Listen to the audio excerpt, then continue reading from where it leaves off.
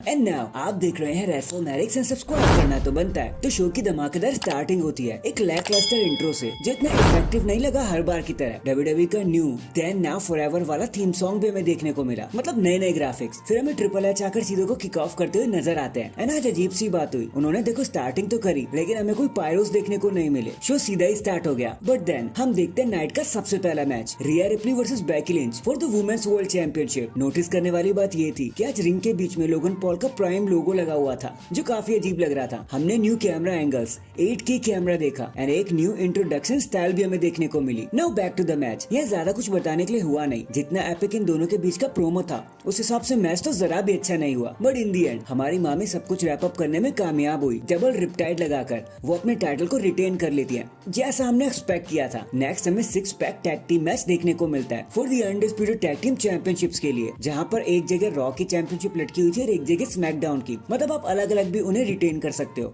या फिर रिट्रीव कर सकते हो। एंड कसम से ये मैच काफी ज्यादा एक्साइटिंग था, जहाँ DIY DX की थीम लेकर आए हुए थे। एंड ऑसम ट्रुथ ने खुद अपनी आइकॉनिक थीम सॉन्ग को एक बारी फिर से परफॉर्म किया। बट मैच में हमने बहुत सारे अच्छे स्पॉट्स देखे और वो हमें देखने को मिलना भी था, क्योंकि इतना सारा टैलेंट जो रिंग में मौजूद था। और आर ट्रुथ ने एक बारी फिर से साबित कर दिया कि क्यों उन्हें WWE का नेशनल कॉमेडी ट्रेजर माना जाता है। और फिर वही हुआ जो हमने सोचा था। सबसे पहले Grayson Waller and Austin theory SmackDown के टाइटल को रिट्रीव कर लेते हैं और बन जाते हैं न्यू स्मैकडाउन चैंपियन, जिसका मतलब ये है कि WWE ने फाइनली टाइटल स्प्लिट करने का तरीका ढूंढ ही लिया। एंड देन ऑसम ट्रुथ ने रास्ता ढूंढ निकाला और वो बन जाते हैं new raw tag team champions. और इसी के साथ हमारे टाइटल स्प्लिट हो जाते हैं और जजमेंट डे के हाथ से दोनों ही टाइटल चले जाते हैं। नेक्स्ट हमें Santos Escobar dirty Dom Dom versus Rey Mysterio and Andrade के बीच में टैग टीम मैच देखने को मिलता है। एंड भाई यहाँ मचा असली भौकाल। एक तो टीम LWO एंड फैंटास्मा एक दूसरे से कुत्तों की तरह भिड़ गए। भाई जंगी छिड़ गई थी यहाँ पे, कोई भी स्टार रिंग के बाहर रहने को तैयार ही नहीं था। आपस में बस लड़ाई छिड़ी जा रही थी। एंड देन हमने जो रूमर में सुना था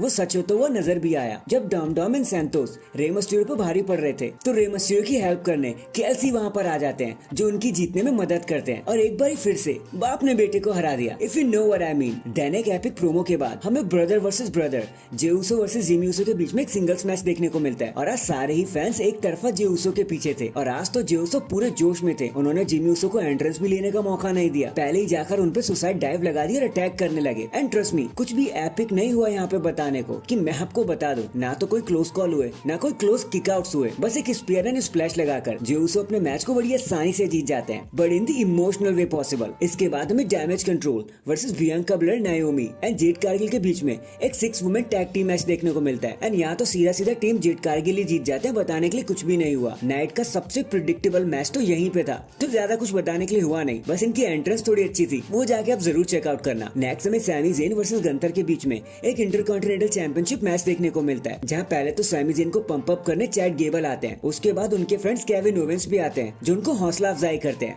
now back to the match. आज तो कुछ अलग ही रंग दिखाया भाई गंथर ने, एक तरफा ही तोड़ दिया सैमी ज़ेन को। भाई उनकी वाइफ का भी मजाक उड़ाया और सैमी ज़ेन का भी, कि भाई ये क्या जीत जाएगा। बट हमारे सैमी ज़ेन बार बार किक आउट ही किए जा रहे थे कि भाई आज नहीं हारना मैंने। बट फिर एक चमत्कार हुआ, एक ब्रेन बस्टर, 2 हुलुवा किक एंड फिर 3 सेकंड बाद सैमी ज़ेन बन जाते हैं न्यू इंटरकॉन्टिनेंटल चैंपियन। भले ही हम इस प्रेडिक्शन में गलत हो गए, लेकिन भाई मैच देखकर बहुत मजा आया। इसके बाद हमें निक एल्डिस एंड एडम पियर्स देखने को मिलते हैं, जो पहले तो सबका शुक्रिया करते हैं, सबका स्वागत करते हैं और फिर रेसलमेनिया की अटेंडेंस बताते हैं, जो होता है 72,543 पीपल। एंड पायरोस के नाम पर 1-2 फुसकी बम फोड़ते हुए दिखाई दी WWE। खैर इसके बारे में तो किसी और वीडियो में हम ढंग से बात करेंगे, क्योंकि भाई WWE ने कुछ किया भी नहीं था। एंड फाइनली ये सारी चीजें लीड करती है हमें हमारे मेन इवेंट की तरफ, जो होता है greatest tag team match of all time, rock and Roman versus Cody Rhodes and Seth Rollins. जहां टीम रॉकी अगर जीत जाती तो कल का मेन इवेंट हो जाता एक ब्लड लाइन रूल्स मैच, और अगर टीम कोडी अगर जीत जाती तो कल का मैच बन जाता एक सिंगल्स मैच। वो नॉर्मली रहता। शुरुआत में तो मैच काफी धीरे धीरे ही हुआ, मतलब एकदम से जंप स्टार्ट नहीं हुआ, सब लोग एक दूसरे को हूल ही देते रहे। लेकिन एक बार जब इस मैच ने पिकअप पकड़ लिया तो भाई एक अनोखी ही राइड पर ले गई हमें। बहुत सारी स्टोरी टेलिंग हमें देखने को मिली, बट पता नहीं क्यों ऐसा लग रहा था कि सारे स्टार्स आज थोड़े थके हुए हैं, क्योंकि कुछ फास्ट पेस एक्शन हमें देखने को नहीं मिला। हो सकता है इनको कल भी लड़ना था, इसलिए WWE ने चीजें थोड़ी ट्यून करके रखी। रॉकी से भी बहुत सारी चीज, बल्कि कोडी से भी हमें बोझ देखने को मिला। बट फिर जब कोडी रोड्स को ऐसा लगने लगा कि उन्होंने रोमन रेंस को ट्रिपल क्रॉस रोड्स में फंसा लिया है लास्ट ईयर की तरह, लेकिन तभी रॉक उन पर बेल्ट से अटैक कर देते हैं। और आज तो मैच के बीच बीच में रेफरी को हूल देते हुए नजर आए द रॉक कि बेटा मेरी बात मान जा, नहीं तो मैं तुझे कंपनी से निकाल दूंगा। अपने पदवी का पूरा फायदा उठाया उन्होंने।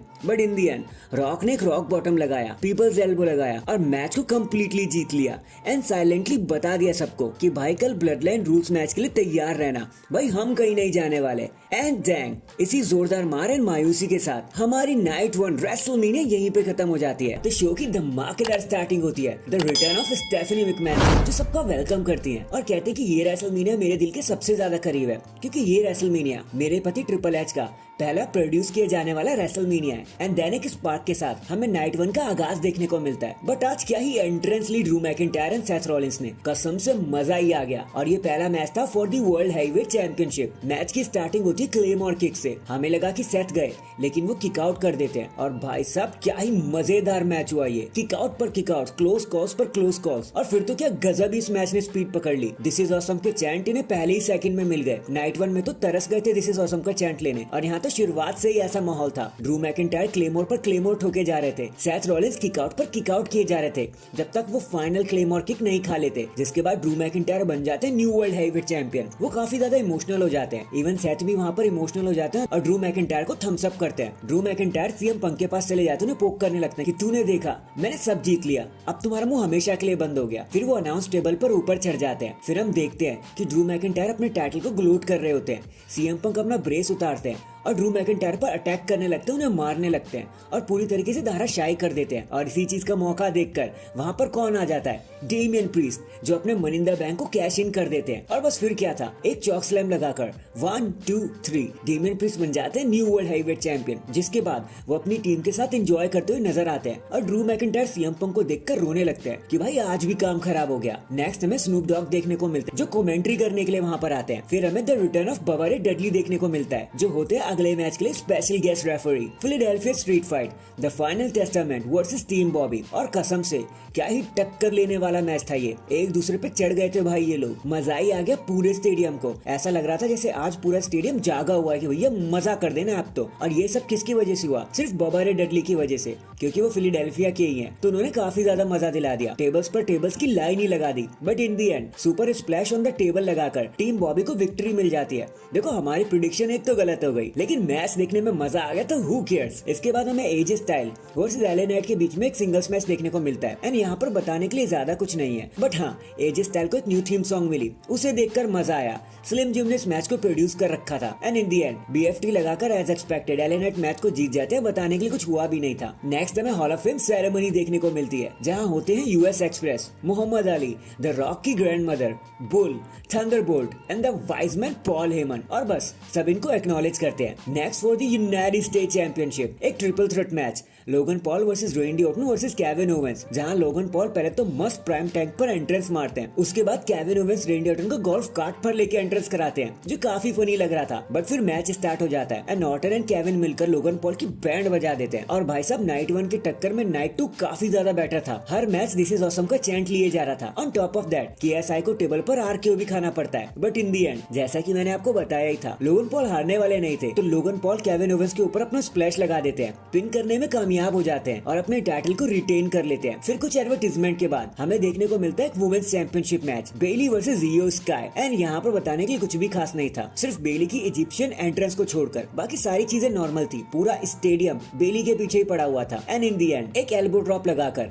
अपना फिनिशिंग मूव देकर बेली मैच को बड़ी आसानी से जीत जाती है एंड बन जाती है न्यू वुमेन्स चैंपियन, जो देखकर काफी सेटिस्फाइंग लगा। देन हमें द स्नूप डॉगी डॉग देखने को मिलते हैं, जो रिंग में आते हैं सारी चीयर्स लीडर के साथ, और फिर रेसलमेनिया की टोटल अटेंडेंस बताते हैं दोनों रातों की, जो होती है 1,40,000 के आसपास। और बस इस सेगमेंट यहीं पर खत्म हो जाता है। पायरोस तो यहाँ भी कुछ खास देखने को नहीं मिले। एंड फाइनली ये सारी चीजें लीड करती है हमारी मेगा मेन इवेंट की तरफ, round 2 the blood line rules match for the undisputed universal championship, Cody Rhodes versus Roman Reigns. और गाइस ये मैच एंट्रेंस से लेकर रिंग तक कंप्लीट घूस बम्स था। इस मैच की सिचुएशन तो कुछ ऐसी बन चुकी थी कि कोडी रोड्स को सब जीतते हुए देखना चाहते थे, लेकिन रोमन रेंस का हार जाना भी किसी को मंजूर नहीं था। हर सेकंड इस मैच का लोगों की हार्ट बीट बढ़ा रहा था। देखो यहाँ पर सबसे पहले क्या हुआ, जैसे कोडी रोड्स जीतने वाले होते हैं तो ब्लड लाइन रूल्स मैच था, जिमी ऊसो वहाँ पर आ जाते हैं, सुपर किक लगा देते हैं और रोमन को कहते हैं कि चलो इन्हें हरा दो। लेकिन तभी हमें जे ऊसो देखने को मिलते हैं, जो जिमी ऊसो को मारकर साइड ले जाते हैं और स्पीयर लगा देते हैं रिंग के बाहर और उनका काम खत्म कर देते हैं। मैच फिर से शुरू हो जाता है, लेकिन फिर जब कोडी रोड्स जीतने वाले होते हैं तो हमें देखने को मिलते हैं सोलो सिकोवा समोअन स्पाइक के साथ, और वो बार बार रोमन को कह रहे होते हैं कि अब हरा दो। लेकिन कोडी रोड्स एक बार फिर से उनके स्पीयर खा के किक आउट कर देते हैं, जैसे ही सोलो सिकोवा उन पे भारी पड़ने लग जाते हैं, हमें देखने को मिलता है the return of John Cena. भाई मजा आ गया आज रात तो। जॉन सीना बहुत बुरी तरीके से सोलो सिकोवा पर टूट पड़ते हैं। उसके बाद वो अपना एटीट्यूड एडजस्टमेंट लगाते हैं रोमन रेंज के ऊपर, लेकिन तभी हमें the final boss the Rock देखने को मिलते हैं और फिर होता है the showdown of the century. The Rock and John Cena के बीच में, इन दोनों के बीच में लड़ाई हो जाती है और रॉक जॉन सीना को दे देते हैं द रॉक बारम। और उसके बाद पूरी तरीके से मैच को कंट्रोल में लेकर द रॉक कहते हैं कि बस अब कोडी का खेल खत्म। लेकिन तभी वहाँ पर शील्ड का थीम सॉन्ग प्ले हो जाता है और पीछे से आ जाते हैं सेथ रॉलिंस। लेकिन इससे पहले कि वो कोई हरकत करते, रोमन रेंस उन पर अपना सुपरमैन पंच लगा देते हैं और स्टील चेयर से उन पे अटैक कर देते हैं और कोडी रोड्स एक बार फिर से अकेले हो जाते हैं। फिर से वो मार खाने लगते हैं। लेकिन तभी जब द रॉक सारी चीजों पे कंट्रोल दोबारा से बना लेते हैं, हमें एक मेगा रिटर्न देखने को मिलता है और वो रिटर्न होता है द फिनाम द अंडरटेकर का। वो द रॉक को कन्फ्रंट करते हैं, उन्हें चॉक स्लैम देते हैं और द रॉक को एलिमिनेट कर देते हैं हमेशा के लिए। और बस फिर क्या था, कोडी रोड्स रोमन रेंस को ट्रिपल क्रॉस रोड्स में फंसा लेते हैं एंड देन 1 2 3 और फाइनली कहानी खत्म हो जाती है। स्टोरी फिनिश हुई और कोडी रोड्स बन जाते हैं new undisputed WWE universal champion. फिर सारे स्टार्स जैसे CM Punk, Randy Orton, Kevin Owens, Sami Zayn उन्हें कंधे पे उठा लेते हैं और बहुत ज्यादा सेलिब्रेट करने लगते हैं। एंड डैंग, इसी सेलिब्रेशन और एपिकनेस के साथ हमारी आज की रेसलमेनिया फाइनली एंड हो जाती है। एंड अगर चैनल पर नए हैं तो चैनल को अभी लाइक एंड सब्सक्राइब कर दो। बाकी मैं मिलता हूँ आपसे किसी और अपडेट के साथ। तब तक के लिए अपना ख्याल रखें और खुश रहें।